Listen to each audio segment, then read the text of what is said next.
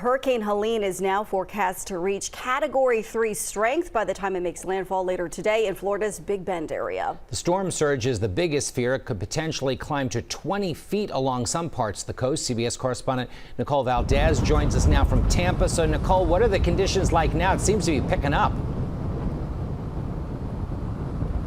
Good morning. Well, hey, it's windy here. It's actually probably just the beginning of what's going to be a pretty impactful day across the majority of the Sunshine State. Of course, focusing on the Gulf Coast, the Big Bend area really at most risk as Hurricane Helene approaches. But here in Tampa Bay, we are looking at the potential for a record storm surge of 5 to 8 feet. That is still not the highest forecast. Just to the north of us, some communities could see up to a whopping 20 feet of storm surge associated with this storm. So a lot of people here on high alert. At least a dozen counties have some sort of evacuation orders in place, and the clock is ticking for those who haven't already gotten out to do so before things go from bad to worse.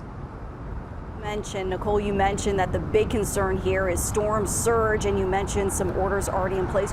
What else have authorities recommended residents do to prepare themselves? Well, one interesting note we actually saw from officials this morning was the ask to Floridians not to compare Hurricane Helene to past storms that have hit the region. We're talking, of course, Idalia happened about a year ago, even Debbie just about a month ago. They say that Helene is forecast to be one of the largest storms in terms of sheer size to impact the state of Florida in the last several years. We are talking communities from Tallahassee all the way down to South Florida will feel some sort of major impact from this. So this is not one to take lightly, whether you're in that cone or not. I think that is the key messaging here, is to prepare for really some sort of damaging situation. Well, Nicole, what about evacuations? Are people just heading inland? What are the roadways like? That is absolutely part of the messaging here, is if you live anywhere along the coast, your best bet is to go further inland to try to stay away from, again, the biggest threat here, which is that storm surge. We have seen, in fact, I've seen some photos of people sort of on the freeways trying to get to those inland communities. And that was really the case yesterday. Today definitely is probably your last chance to do so, though. Nicole Valdez reporting from Tampa. Stay safe there, Nicole, with your crew. We'll check in with you later on. Thanks so much, Nicole. Hurricane Helene is impacting air travel across the country. Number of flight cancellations and delays are growing at Philly International this morning. That's where we find our Philadelphia reporter, Brandon Goldner. Good morning, Brandon.